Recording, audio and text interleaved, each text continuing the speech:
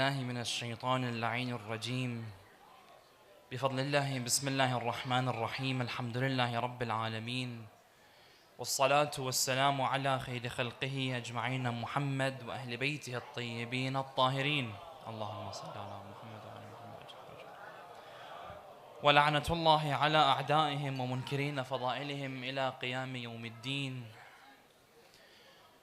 I thank everyone once again for attending on a night like this, a tragic night, the night in which we commemorate the passing of our first Imam, Imam Ali alayhi salam, the backbone of the Holy Messenger sallallahu alayhi wa alihi wa sallam. My brothers and sisters, I want to emphasize one important thing before I delve into tonight's topic, inshallah ta'ala, and that is the importance of giving charity. I noticed that the brothers went around with an FPOS machine, and the FPOS machine was left like an orphan without anyone tapping it.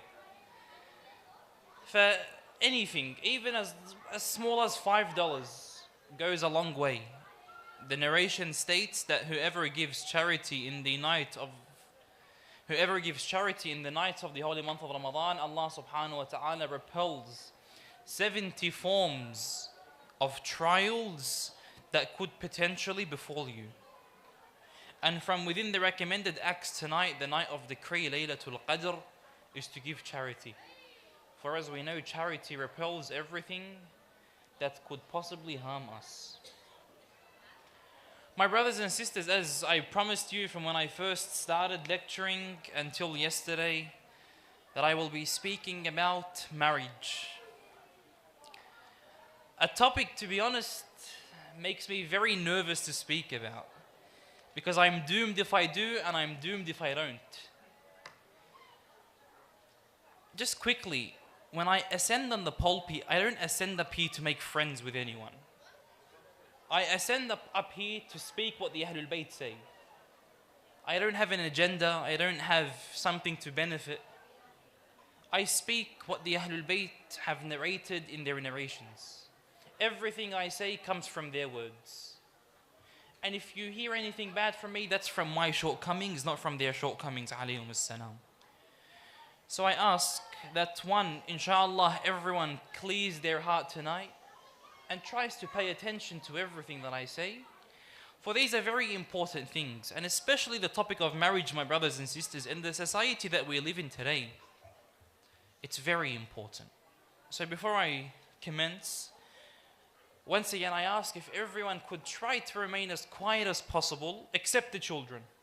If they want to scream, let them scream. If they want to play around, run around, let them play around and run around. Because the moment we don't hear children in a mosque, that's a time that we should be worried. So I don't speak to the younger generation, I speak to the older ones, inshallah ta'ala. If everyone could possibly help me out with remaining quiet, inshallah, I will be forever indebted to you.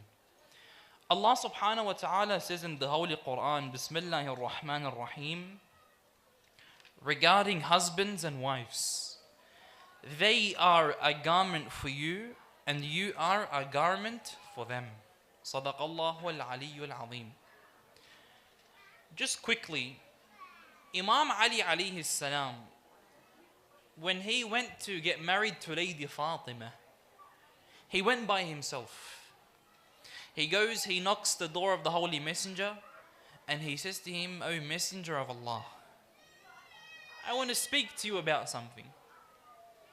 So narrations say Imam Ali alayhi salam goes and he sits down, very shy, with his head down. He's sitting very nervous. So the Holy Messenger sallallahu alayhi wa alihi wasallam says, "O Ali, why have you come to visit me?" He asks him a question, why is it that you have come? So Imam Ali alayhi salam was very shy. He says with his head down, "O Rasulullah, I have come to ask for the hand of Fatima alayhi salam." So then Rasulullah goes to Lady Fatima. He says to her, "O Fatima, Ali, your cousin has come. Ali, my cousin has come to ask for your hand." So narrations say that Lady Fatima put her head down and she didn't speak. So Rasulullah immediately says that her being quiet is a sign of acceptance. And then he hears a loud calling from the skies, "O Muhammad, marry the light from the light. Marry Ali from Fatima." Alayhum as-salam. In order for me to get married, I need to understand that there is an importance of making the decision to get married. Everyone knows that it's good to get married. Everyone knows that it's important to get married. But many of us tend to not understand the importance of being precise with the person that you choose to get married to. A narration that was narrated, the Ahlul Bayt alayhum salam state that a woman is like a necklace. A woman is like a necklace that you wear. So be accurate in what you put around your neck. And the Quran says, they are a garment to you and you are a garment to them. And then the hadith says, the narration says, a woman, a good woman, her value is not gold or silver, for she is better than gold and silver. When you look at a woman, when you look to go and get married to someone in society, you don't look at her based on, for example, her beauty. Even though that's the widespread way that most of the youth go out today, or most of men and women in general, the first thing that they use as a measuring tool is the beauty of a woman or the beauty of a man. The narration says, marry your daughter off to a righteous, pious man, for if he loves her, he will honor her. And if he hates her, he will not do wrong to her. Islam from the start has placed a very strong emphasis when it comes to the topic of marriage. But it has also placed an emphasis on who you need to get married to and who you should not get married to. Number one, when you want to go out there to get married, what qualities do I look for in a woman? And vice versa for the man. What qualities do I look for in a husband, in a prospective husband? Number one, Rasulullah sallallahu alayhi wa alihi wa sallam has in a narration, إن جاءكم من ترضون دينه وخلقه فزوجوه فإن لم تفعلوا تكن فتنة في الأرض. That if someone that comes to you and has good morals and his religion is safe, his religion is the religion of Islam, then get him married to your daughter. For if you don't do that, there will be a trial that will be afflicted upon the people. So the scale in the eyes of Allah subhanahu wa ta'ala is the morals of the person and the religion of the person. In another narration, the messenger says that if you want to marry your daughter off to someone, marry her off to a righteous man. The reason why it's emphasis a righteous man is that if they don't get along in marriage, for example, he won't oppress her. Nowadays, one of the most, I'm not even going to apologize for describing this person in such a way, one of the most cowardice act that a man can do is lift his hand up to hurt his wife. By Allah, any man that lifts his hand up to hurt his wife is a coward. In fact, he is lower than a coward. Narrations have indicated من مد يده ليلطم زوجته فقد مد يده في النار. That whomever extends his hand to hit his wife, then he has extended his hands into the hellfire. What I'm going to speak about tonight, my brothers, is steps to prepare for marriage. Because as I mentioned to the brothers, I can't speak about marriage in 30 minutes, in 40 minutes. Inshallah, one of the goals that I have is to make a workshop, to have the brothers and sisters attend in a 3-4 series workshop to explain what are the rights of the man, what are the rights of the woman, how should we deal with each other, 1, 2, and 3. But today I'm speaking about how to start marriage. صلوا على محمد وآل محمد. اللهم صل على محمد وآل محمد. It's very important that the moment you go to get married, I understand that I have responsibilities. My brothers and sisters, marriage isn't like, for example, an acai bowl that you buy, you can change the flavors around whenever you feel like it. Marriage isn't like buying a new car. I use the car, I get everything I need out of the car, and then I throw it, chuck it on eBay, Gumtree, and buy a new car. That's not how marriage is, my brothers and sisters. It's very important that you know what you want in life. You know your goals in life.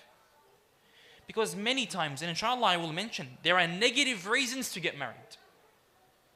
And then there are positive reasons to get married. We need to understand these reasons. But first and foremost, don't go out there and try to marry someone, for example, that you don't. You know yourself, my brothers and my sisters. You know what you like. You know what you don't like. Don't go and marry someone just because of her looks. Or don't go and marry a man just because of his looks and you say to yourself, inshallah, one day I can change them. Because I've seen many divorces. I've heard many scholars speaking about divorces.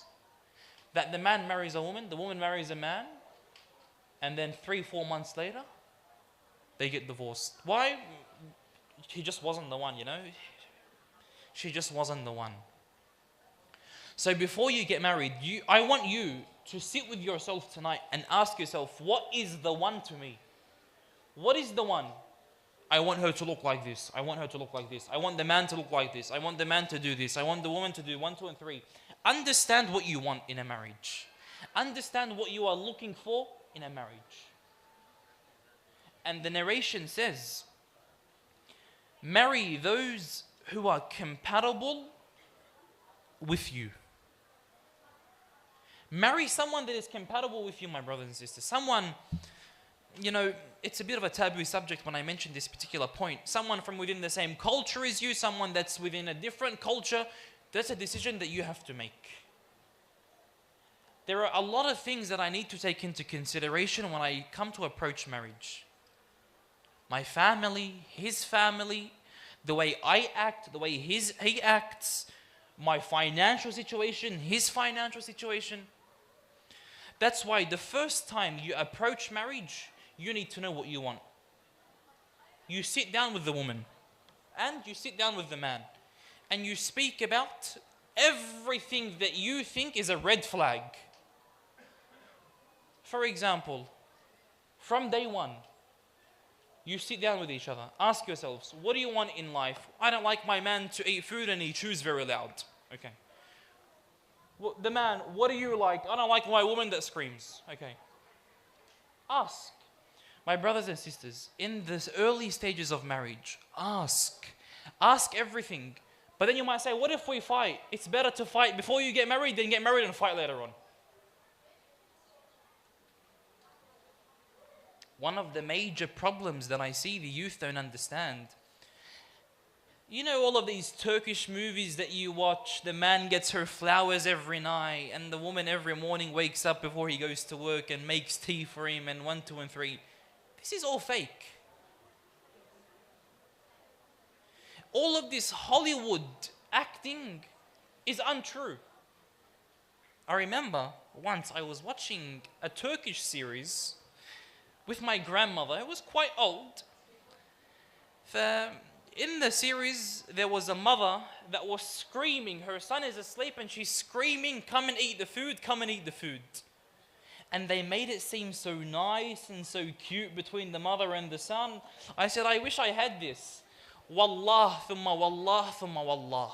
The next morning, my grandmother screamed out my name for me to eat, and I was asleep. I woke up grumpy. The TV show said to me that you should feel happy. Reality, I wasn't happy. We need to understand, differentiate that what takes place in marriage, in real life, and what takes place in movies is fake. Is a load of rubbish, with all due respect. So the first important thing, when I go out, I sit with her, I need to see, am I compatible with her or not? Am I compatible with this future husband of mine or not? What are qualities that I don't like in a man, and what are qualities that I don't like in a woman? These are very important that you speak about them from the start. Nowadays, you know what the compatibility criteria is? You flick on Instagram and I like this person, so I send him a follow. I send him a follow straight to the DMs, vice versa. That's the compatibility that society has drawn today. She looks good. Yeah, she looks like she'll be good. She'll look good if she had my kids with her. 1, 2, and 3. This is dangerous, brothers. The reason why I'm emphasizing on the importance of this is because our society today is going through a divorce. And the rate of divorce is far higher than the rate of marriage. Everyone wants to get married. Everyone wants the Romeo and Juliet in life. There's no such thing as Romeo and Juliet in life, my brothers. It's understanding each other.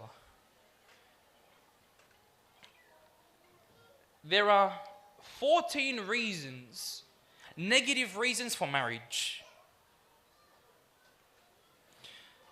Number 1 is that you don't have a very good self-image, so anyone that accepts you, you get married to them. And we see that in society. For example, someone isn't very confident and he finds that someone likes him, or vice versa, so they hold on to this person. Whether this person is good or bad for them, they hold on to them because this person accepted me, so I should continue with marriage with them. That's a negative reason, and I will explain inshallah. Number 2, I'm unhappy in life, so I thought I should get married and maybe I'll live happily ever after. Number 3, I don't want to be lonely, so I want to get married. Number 4, to overcome my desires. Number 5, to solve my financial problem. These are reasons why people say they got married, literally. Number 5, to solve my financial problem. Number 6, and I don't know who thought this is true, marriage will help me escape, will give me more freedom. Marriage will help me escape. Escape what? It will give me more freedom. You're clearly not married. Marriage, my brothers and sisters, this is what I mean, that you need to understand the responsibilities of marriage. Marriage doesn't give you more freedom. It might give you freedom from your mum and dad. I can wake up whenever I want, sleep whenever I want. Even that you can't do when you get married. But it's important to understand that I shouldn't get married because I want to leave my parents' house. My mother is too oppressive, my father is oppressive, so I want to get married and I want to go to someone else's house. That's a negative reason. Number 7, we both share a problem, so this problem brought us together. That's another Hollywood thing. They're both traveling together overseas. One's probably just had a breakup and the other guy's traveling the world, and they find each other, so they have a problem, they get married to each other. Hollywood again. This isn't reality, my brothers. Number 8, I'm bored, so there is nothing to do. Number 9, there is only one thing that I really love about him or her. If you only love one thing about your prospective partner, then I think you should revisit getting married. Number 10, all my friends are getting married, so I think I should get married. Number 11, I will not let that person get away from me. We have a problem with toxicity in society. And this is an issue that needs to be emphasized on. There is a lot of toxic traits, both within men and with females in society. We need to address these. There is the concept of, I love her or she loves him, so because he doesn't want to get married to me, I'm never going to leave him alone. I'm going to make sure he hates life if it's not with me. This is childish, my brothers and sisters. These aren't reasons why you need to get married or why you should get married. Marriage is a relationship. Marriage is a way to gain closeness to Allah subhanahu wa ta'ala. When you get married, your goal should be to reach Allah. And I'm going to mention that shortly, inshallah. Number 12, my family pressure. My parents are pushing me to get married. Number 13, I must have a wife or husband to get a prestigious status or job opportunity. And number 14, I can change him or her after marriage. These are 14 reasons why you should not even think about marriage. Because one, you're not in the state for marriage. Because marriage needs a man, not a boy. Marriage needs a woman, not a girl. When you get married, it's no longer two individuals living in a house and she serves him and he serves her. Marriage is one body.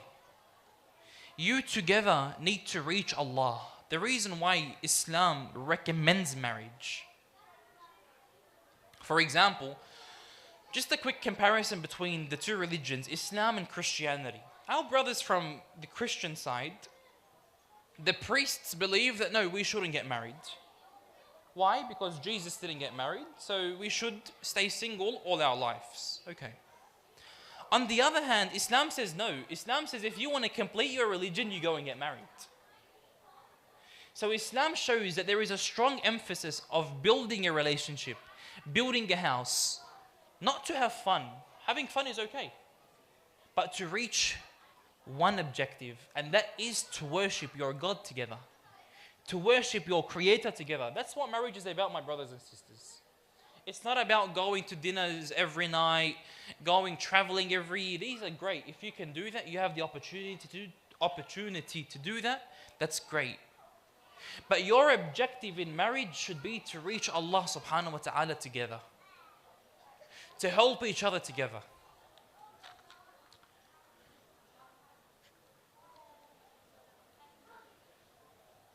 In relation to the narrations that mention marrying a woman for her beauty, the Holy Prophet says, one who marries a woman must not marry her for the sole purpose of her beauty, as he will not find what he wants. And if he marries her for her wealth, Allah subhanahu wa ta'ala will make him dependent upon her wealth. You must marry her for her religion. When you go out to look for a wife, my brothers and sisters, this is advice before Allah subhanahu wa ta'ala granted me the ability to get married. One of the most important things that I thought about personally was my children. Because I heard advice from one of the scholars. He said, let's say, God forbid, that you were married to a woman and you happen to have passed away while the woman was pregnant with a daughter. Would you be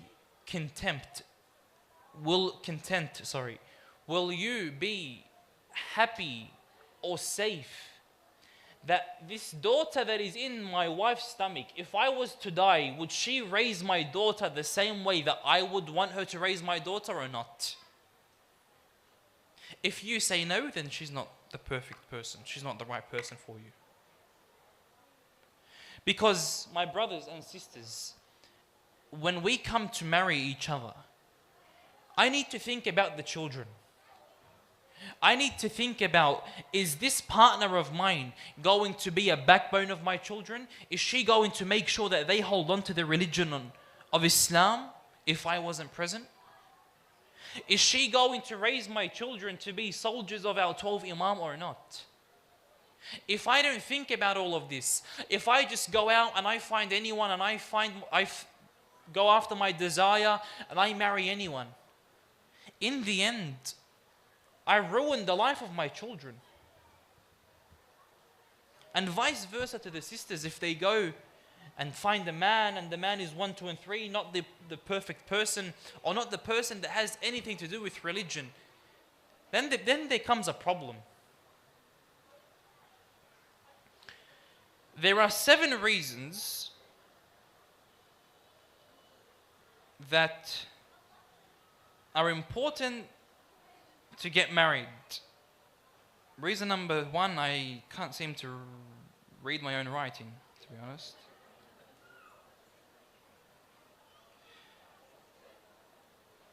I'm going to skip that one. We have the ability to build a lasting relationship.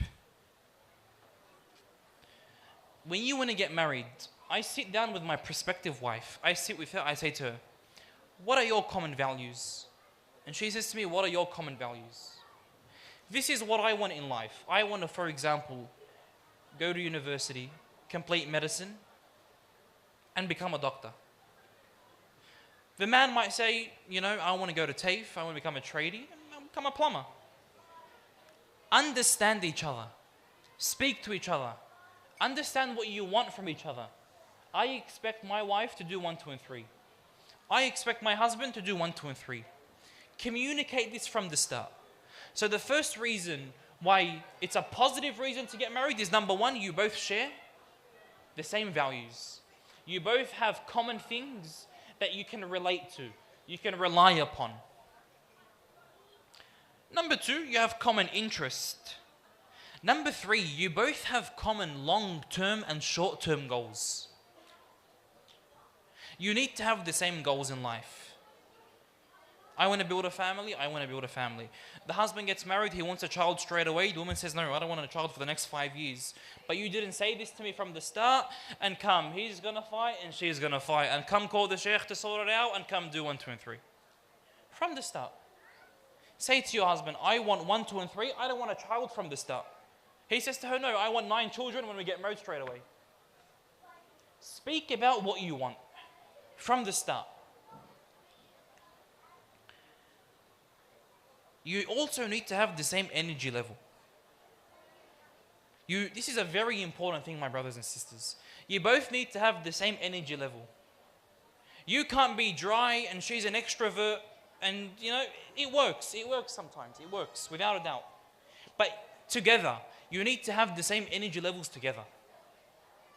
If you know, they say, I'm just not feeling it, I don't know, I've been married, but I'm just not feeling it. Well, then something's wrong. Something that you left unturned, you've seen it in the first stages of marriage, but you didn't focus on it.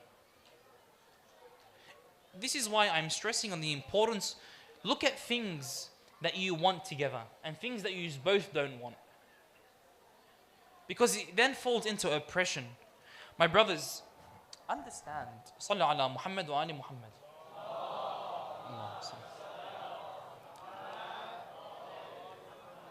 And this is a serious talk with the boys. You need to understand that you're taking a girl from the warmth of her house.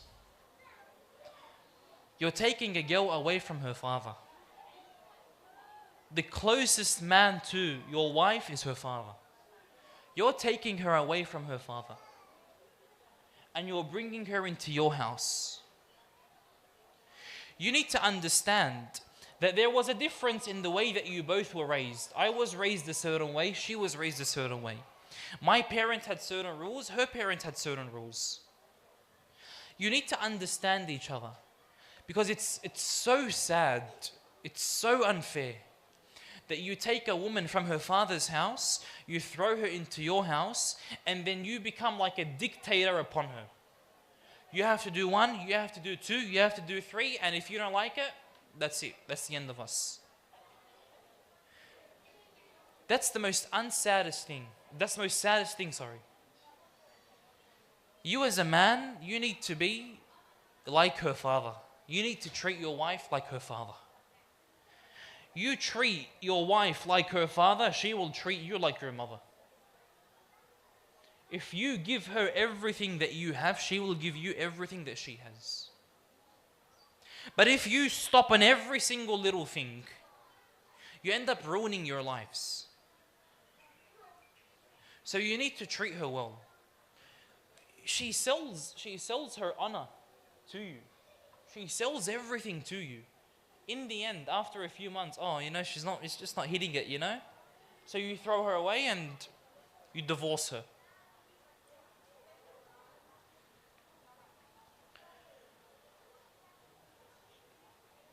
Number 6, when you come to speak with each other, you need to know what is negotiable and what isn't negotiable.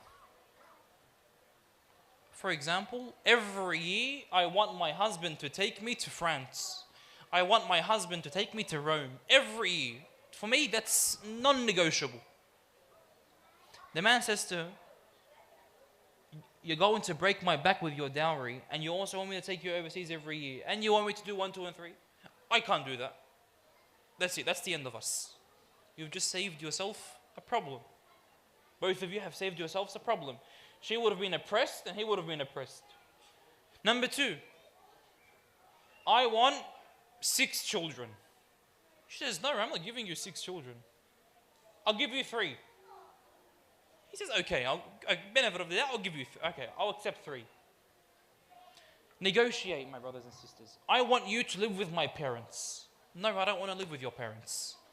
Negotiate, find a way. One of the questions that someone asked me was in relation to getting married and leaving your wife, or making your wife live with your parents. I don't know how to approach this, to be honest, because I don't want to cause problems between families. What's obligatory is that the wife serves her husband. When I say that the wife serves her husband, in a way she treats him right. She treats him right. She protects him. She protects his name in front of everyone. She protects his money, saves it for him, takes care of all of these things. But your wife isn't responsible to serve your parents. Your wife isn't responsible to serve your brothers and sisters. If she does that, that's from within her generosity and her love. If she doesn't do that, then I don't know, it's probably a question mark, but without a doubt, you need to look at what's oppressive and what's just.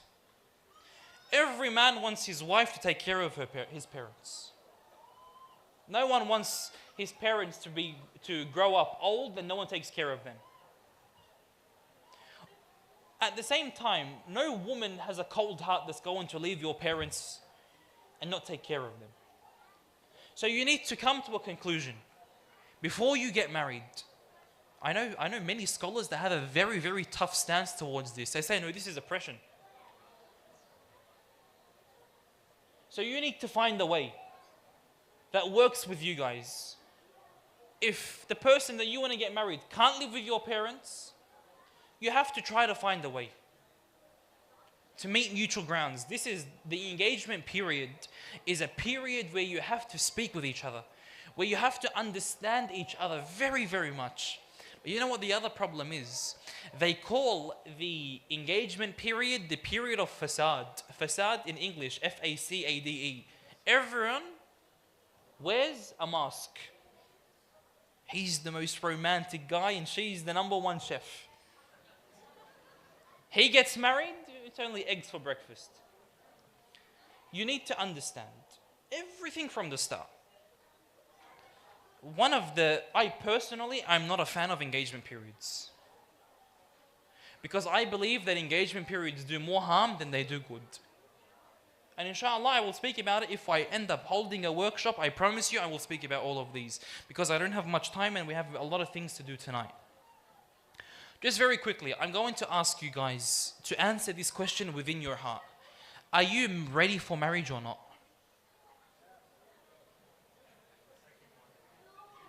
Are you ready for marriage or not? Ask yourself, am I financially stable to get married or not?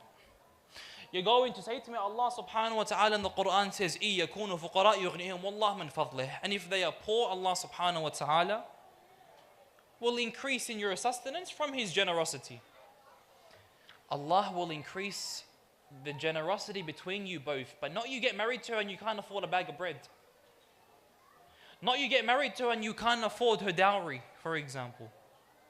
Between 2 brackets, let's get to the dowry. The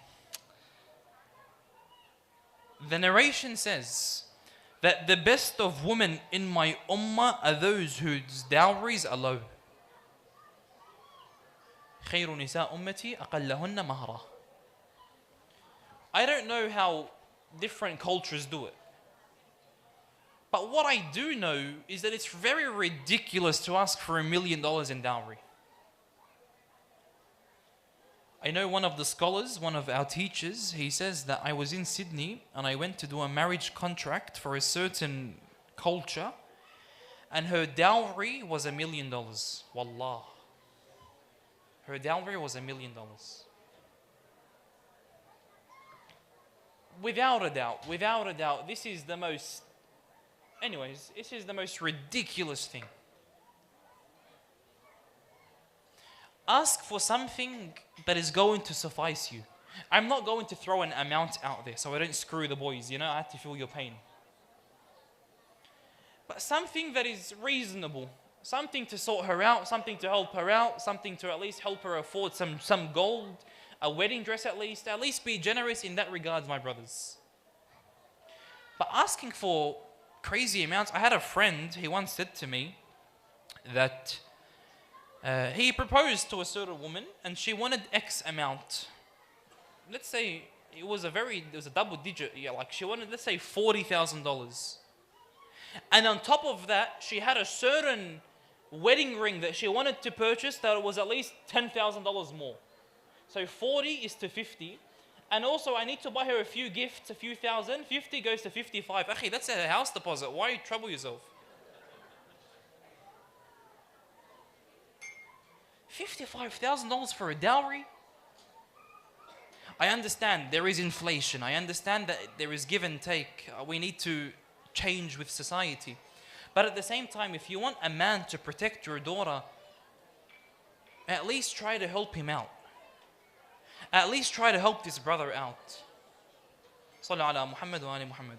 The volume is very loud from upstairs, so I don't think they liked what I said.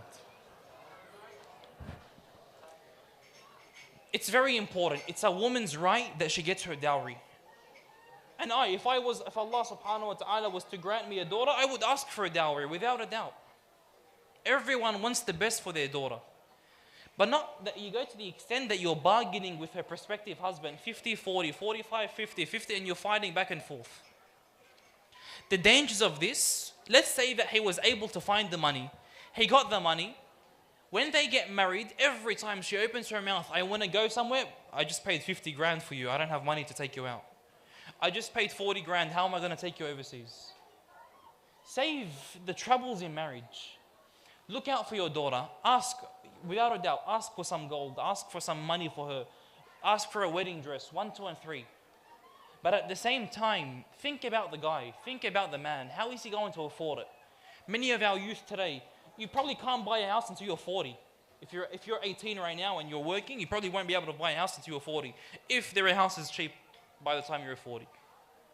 So you need to understand all of these things, my brothers and sisters. There is so much to take into consideration. Number 2, are you psychologically ready for marriage? Both to the brothers and to the sisters. Are you psychologically ready for marriage? I don't know how much I should emphasize on the importance of being psychologically married. You need to be a man, not a boy. Understand that I now need to take care of her.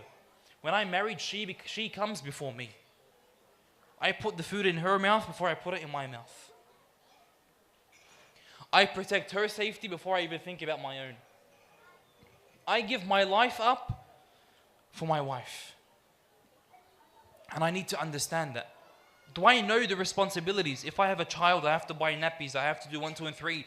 There is medical bills I have to pay. Do you know what there is when it comes with marriage? It's not I get married and we go out and we have whatever we want every night. We eat wherever we want. We go overseas every time. That's not marriage, my brothers and sisters. If it is marriage, show me, because it doesn't exist.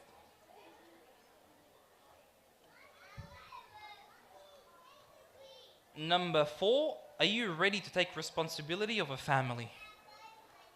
A child comes, are you able to take responsibility of a family? So I highly recommend that you boys and to my sisters, try to work on yourselves, work on your spirituality. Build your iman. Because at the end of the day, marriage is 2 incomplete people coming together and making one person to reach their creator. In the end, we get married to reach Allah subhanahu wa ta'ala. Fights happen in marriage, my brothers and sisters. Fights happen. But you also need courage. Brothers, you need to have courage to ask for her hand.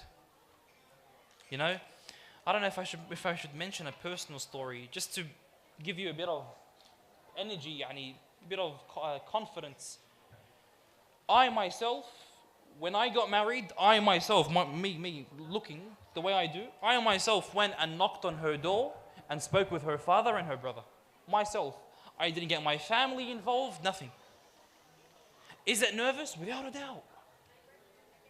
But you have to take the chance of being rejected. You as a man need to take the chance of being rejected. Ask for her hand. Sit with her, speak with her, communicate with her. But you need to be ready. Psychologically, physically ready. Go to the gym, build muscles. Because after marriage, all you're going to get is a gut. So try to help yourself from the start. And inshallah, Allah subhanahu wa ta'ala grants you a pious spouse. I mentioned this last time and I'll mention it again. The greatest advice that I got before I proceeded to get married was, place your entire goal, your entire life, اجعل مشيئتك مشيئة صاحب الزمان. That one line that my teacher said to me, still till today, I constantly remember it. Make every intention in marriage to gain closeness to Imam Mahdi. In the end, your wife is a gift from the Ahlul Bayt. Your wife is a gift from Allah, from your Creator. You need to treat your wife in a way. Would you like a man to treat your daughter unjustly? Then why is it that many men treat their wives unjust? Do you forget that one day you're going to have a daughter? I swear, wallah, those that lay fingers upon their wives, may Allah subhanahu wa ta'ala break their hands, inshallah. A woman that comes from her father's house, from the warmth of her father's house, and gives her honor to you, and in the end you come and you abuse her in a physical way, wallah, you're not a man. By Allah, you're not a man. You might say to me, the Quran says that if it reaches a certain point, I can hit them. Have you looked at the jurisprudential ruling of what you can even use to hit your wife? Anyone know what a siwak is? A miswak? You know the toothbrush that the Arabs use that are made out of little thin twigs? The Quran, when it says that you can touch your wife in this way, you can only tap her, like wake up. Tap her, wake up. That's the maximum you can go. Some men, they come, anyways, with what they do. They think that they're in a boxing match with a woman that can't even fight someone that comes near her, let alone her husband when he's angry. So if you are very short-tempered, I highly recommend you go and see a doctor before you get married. Don't ruin another woman's life because of your imperfections, because of your anger. Everyone gets angry, but don't let it reach physical. Go see a psychologist, go see a doctor, go see someone else. Because the field that I work in law. The amount of people that I have seen that have died because of domestic violence is absolutely disgusting. Wallahi al-azim. So it's very important that you try to build yourselves together. You try to build your houses together. If I was to say something before I end, it's one thing. Speak with your potential spouse. Bring her together with your families, of course. Make sure that you follow the Islamic protocols of what needs to be done and speak. Speak 5, 6, 7, 8, 20, 30 times in a setting that is monitored and is Islamically acceptable. Understand each other. And make sure that you are 100% certain that this person is perfect for me. We are all imperfect, but make sure that your common values are the same. So that the man doesn't have to go to jail because she locked him up and because she doesn't get abused because of the man. Inshallah ta'ala. I am extremely sorry if I upset anyone with what I had to say. But everything I said was based on the narrations of the Ahlul Bayt alayhim as-salam. May Allah subhanahu wa ta'ala protect you all. May Allah subhanahu wa ta'ala marry those of you that aren't married. And those of you that are married, I won't continue the dua for you, but may Allah bless you inshallah. And grant you a pious offspring inshallah ta'ala. Allahumma ajjal li waliyyika al-faraj wa amnan alayna bi ridah wa hab lana ra'fatahu wa rahmatahu wa du'a'ah wa sallallahu ala Muhammadin wa ahli baytihi at-tayyibin at-tahirin.